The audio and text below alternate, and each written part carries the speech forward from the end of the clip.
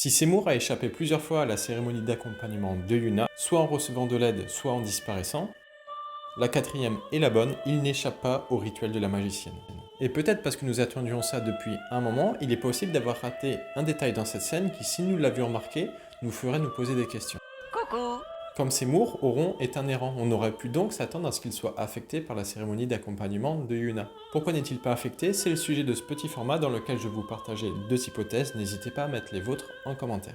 Hypothèse numéro 1, la détermination. On sait que dans Final Fantasy X, c'est notre psychologie qui va déterminer ce qu'il se passe pour nous après la mort de notre corps. Si on part en paix, si on est dans l'acceptation, notre énergie vitale part dans l'au-delà. Si on est dans la haine, la colère, la jalousie, il y a de fortes chances pour que notre âme se transforme en monstre. Par contre, si on est déterminé à tenir une promesse, à accomplir quelque chose, cette détermination peut nous faire transcender la mort de notre corps. Et elle nous fait revenir en tant que errant. Selon ce même mécanisme, j'imagine que cette détermination peut peut-être aussi nous faire résister à une cérémonie d'accompagnement. Selon cette idée, ça explique pourquoi Auron est affecté à la fin du jeu par la cérémonie d'accompagnement de Yuna. Son objectif étant accompli, la cause qui le faisait résister au rituel de la magicienne n'est plus. On peut donc se poser la question pourquoi Auron est affecté lorsque Yuna envoie l'énergie vitale de Sir Driscoll aux portes de l'au-delà. En regardant la scène d'un peu plus près, on se rend compte que Auron est en difficulté avant même qu'elle ne commence son rituel. Ceci pouvant nous mener à penser qu'il est affecté par autre chose. Et j'aime imaginer que cette autre chose est l'au-delà à cause de Driscoll. C'est un peu comme s'il avait entrouvert la porte de l'au-delà.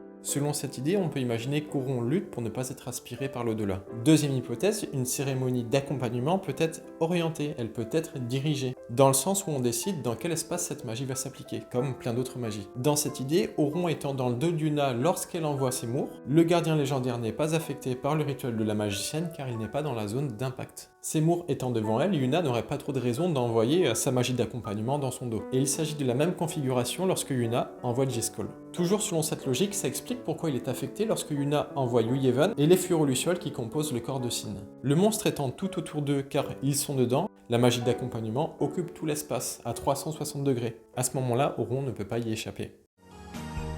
Quel que soit ce qui est à l'œuvre, Auron reste le même jusqu'au bout. Un mentor, Now's the time to choose. un ami.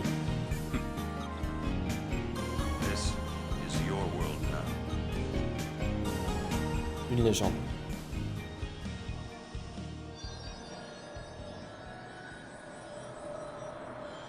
Quelle théorie avez-vous préférée? N'hésitez pas à me le dire en commentaire. Personnellement, j'aime bien les deux, mais j'ai une petite préférence pour la première. Si vous voulez soutenir la chaîne, vous pouvez par exemple liker et commenter cette vidéo. C'est tout pour ce fois-ci, j'espère que ce petit format vous a plu. A très vite!